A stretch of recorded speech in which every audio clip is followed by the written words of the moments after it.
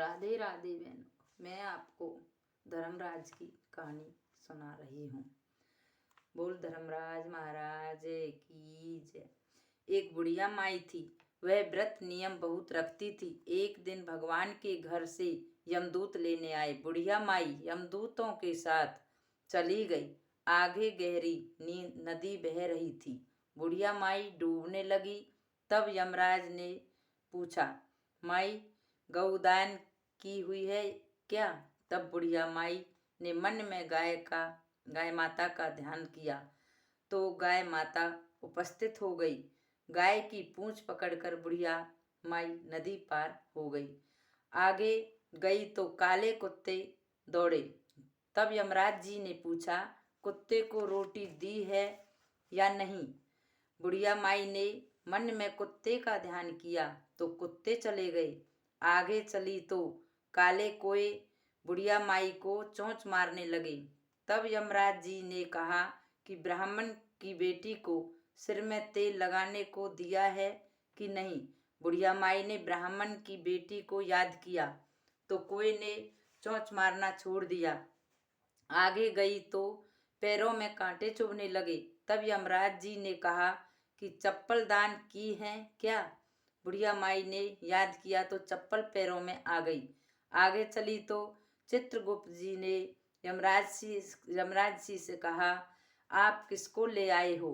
तब यमराज जी ने कहा कि बुढ़िया माई ने दान पुण्य तो बहुत किया है पर धर्मराज जी का कुछ नहीं किया, इसलिए आगे के द्वार बंद हैं।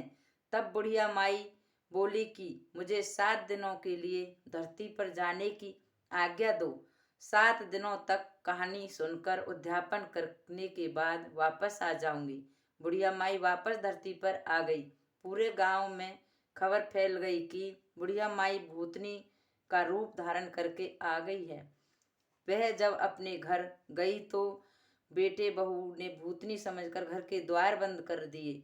तब उसने अपने बेटे और बहू को कहा कि मैं भूतनी नहीं हूँ, मैं तो धर्मराज के कहने के अनुसार वापस आई हूँ।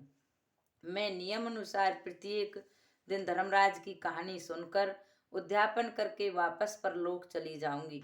यह सुनकर बेटे ने उद्यापन की पूजा की सभी सामग्री एकत्र कर दी, लेकिन कहानी का हुंकारा नहीं भरा।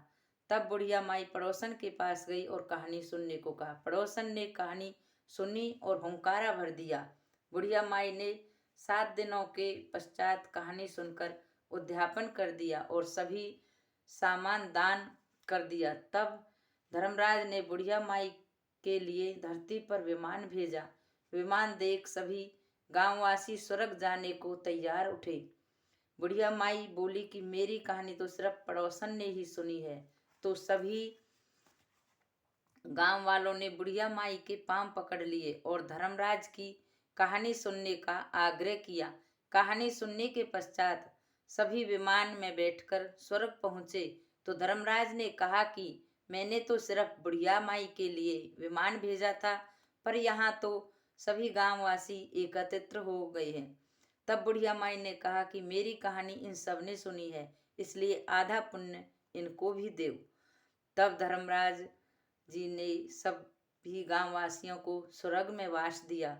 सो हे धर्मराज महाराज, जैसे बुढ़िया माई को स्वर्गवास में दिया, वैसे सभी कहने सुनने हुंकारी भरने वाले की स्वर्ग को वास दो।